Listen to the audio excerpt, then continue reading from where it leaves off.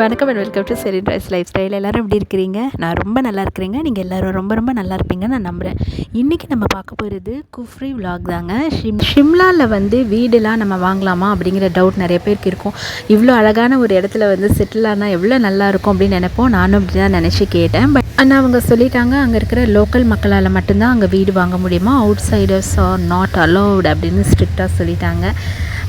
அதை க்ராஸ் பண்ணி வந்தோன்னா இது நம்ம ஊட்டி கொடைக்கானல் மாதிரி தான் இருக்குது. இந்த பர்டிகுலர் இடம் இது க்ரீன் வேலி அப்படின்னு சொல்கிறாங்க.